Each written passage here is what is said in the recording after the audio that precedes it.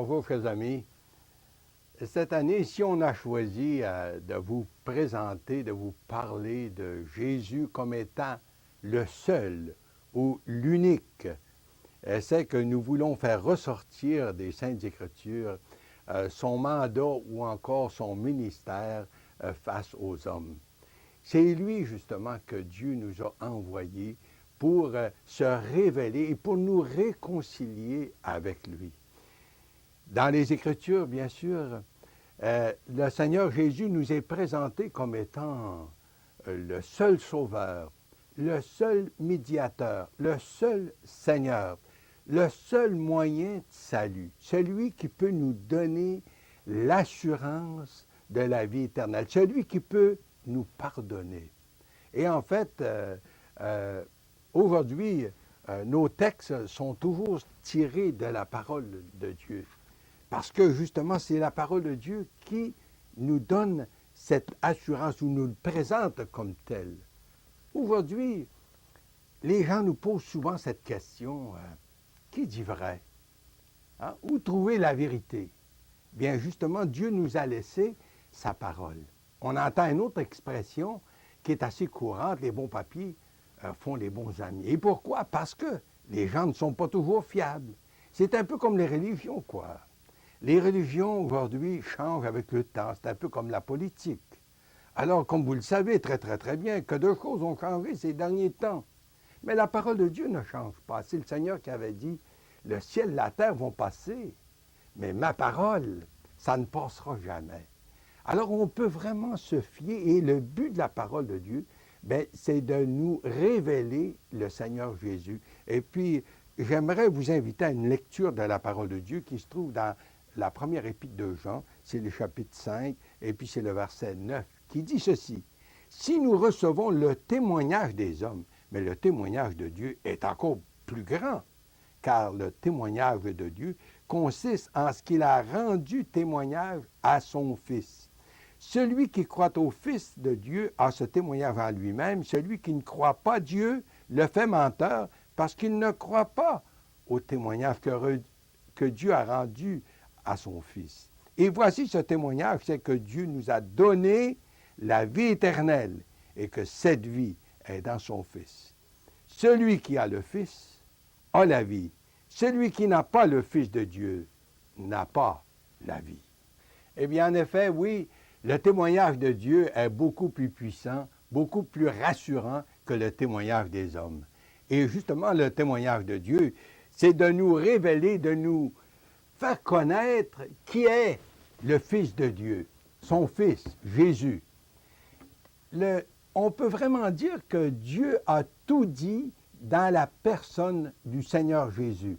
Dans l'Épître aux Hébreux, c'est dit que Dieu autrefois a parlé aux hommes par les prophètes, mais dans ces derniers temps, il nous a parlé par le Fils.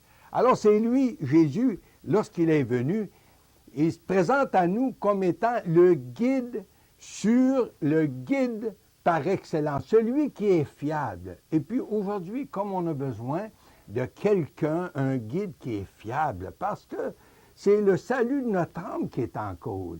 Et puis c'est l'éternité qui est devant nous. Chers amis, est-ce qu'on possède la vie éternelle? Est-ce qu'on a l'assurance du salut?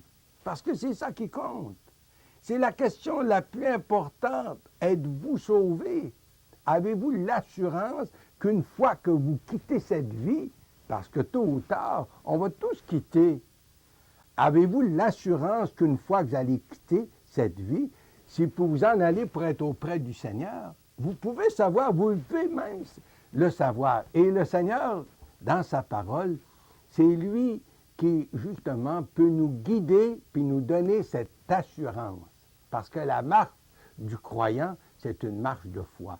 Et Jésus de dire, dans ce chapitre 8 de l'Évangile de Jean, et le verset 12, il nous dira, « Je suis la lumière. Je suis la lumière des hommes. Celui qui me suit ne marchera pas dans les ténèbres, mais il aura la lumière de la vie. Celui qui me suit ne marchera pas dans les ténèbres. Il aura la lumière de la vie. » Chers amis, possédez-vous cette lumière?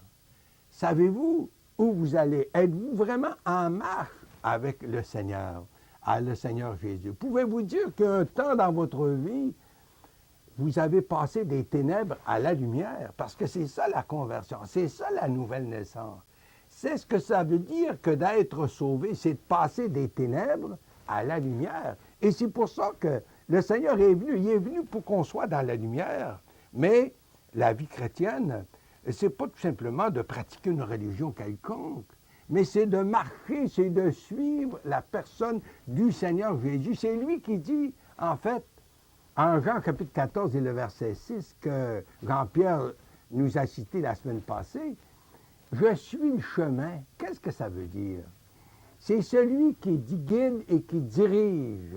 Puis enfin, dans les Écritures, il se présente à nous aussi comme étant le bon berger. Puis il nous dit, le bon berger donne sa vie pour ses brebis. Mais oui, il est venu pour nous donner la vie parce que nous étions des pécheurs, et non seulement des pécheurs, mais des pécheurs perdus. Vous savez, on accepte assez facilement le fait qu'on est pécheur. La plupart des gens acceptent assez facilement cette vérité. Mais perdu, là, c'est une autre histoire. On n'est pas toujours prêt à accepter qu'on est des pécheurs puis des perdus. Et pourtant, l'Écriture doit nous dire bien clairement, il n'y a pas de juste, pas même un seul. Pas de juste, pas même un seul. Et puis ça nous dit que tous sont péchés et sont privés de la gloire de Dieu. Vous pouvez lire ce texte, ça se trouve dans l'Épître aux Romains, le chapitre 3, et puis le verset 23. Tous sont péchés et sont privés de la gloire de Dieu. C'est vous, c'est moi. C'est tous et chacun. Et le Seigneur est venu pour chercher et sauver. C'est ça la bonne nouvelle de l'Évangile. Le Seigneur est venu chercher et sauver ce qui était perdu. Ça, c'est vous. Ça, c'est moi. Alors, vous savez, la bonne nouvelle, c'est qu'on peut savoir qu'on est pardonné, et puis on peut savoir, même présentement, pendant cette vie, où nous cheminons, où nous allons. Et Jésus de dire, moi, je suis le bon berger. Le bon berger donne sa vie pour ses brebis. D'abord, le Seigneur a payé pour nous notre dette. Il est venu pour nous réconcilier. Il est venu pour, justement, répondre pour nous, des coupables. Et puis le Seigneur Jésus a pourvu à notre salut éternel. C'est lui la vie éternelle. Qui a le Fils a la vie. On l'a lu ensemble dans les Écritures, dans l'Épître de Jean. Mais en plus de ça, bien, le Seigneur aussi promet de nous conduire, une fois qu'on s'est tourné vers lui, de nous conduire jusque dans, justement, l'éternité, en fait, après la mort. Et puis, en fait, je dois quand même dire, ou citer encore une autre parole du Seigneur qui dit, au verset 27 de l'Évangile de Jean, chapitre 10, où il dira, « Mes brebis entendent ma voix, je les connais, puis elles me suivent. Puis je leur donne la vie éternelle, puis elles ne périront jamais. » Alors, chers amis, c'est merveilleux ça, quand on pense puis qu'on réfléchit à ces vérités. Le Seigneur est venu pour donner sa vie pour nous, mais aussi il s'engage à nous conduire à travers la vie jusqu'à lorsqu'on va traverser, en fait, de cette vie à l'autre vie dans sa présence.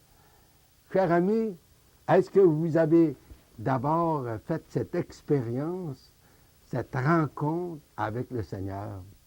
Quand vous allez peut-être me dire, mais où est-ce que ça commence? Bien, ça commence d'abord lorsqu'on entend l'appel du Seigneur à travers les Écritures. Lorsqu'il nous dit en Matthieu 11, verset 28-29, « Venez à moi, vous tous qui êtes chargés et fatigués, et moi je vous donnerai du repos. Prenez mon joug sur vous et recevez mes instructions. » La vie chrétienne, c'est une marche avec le Seigneur. Vous comprenez? Et ça commence lorsqu'on répond à l'appel du bon berger. Lorsqu'on répond à l'appel du Seigneur, lorsqu'il nous dit « Venez à moi », mais il faut se tourner vers lui et venir à lui. Tel qu'on est, des pauvres pécheurs, des pécheurs perdus, on se tourne vers lui et puis lui nous prend en main.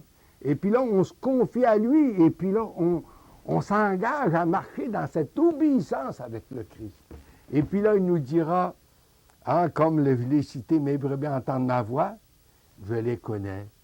Et elles me suivent, puis je leur donne la vie éternelle, puis elles ne périront Jamais. Est-ce que c'est pas merveilleux? C'est ça le message de l'Évangile. Mais là où vous êtes, cher ami, est-ce que vous seriez prêt ce matin à l'accueillir comme votre sauveur personnel? Est-ce que vous seriez prêt vraiment à lui dire, Seigneur, là, trop longtemps que j'ai marché dans les ténèbres, puis aujourd'hui, là, je veux t'accepter comme mon sauveur. Je veux que tu sois le guide de ma vie. Je veux accepter ton pardon. Je veux avoir l'assurance de la vie éternelle, Seigneur. Je m'engage avec toi à partir de maintenant. Cher ami, faites-le. Le Seigneur vous entend, puis il va répondre à la prière de votre cœur. Qu'il en soit ainsi, pour sa gloire. Amen.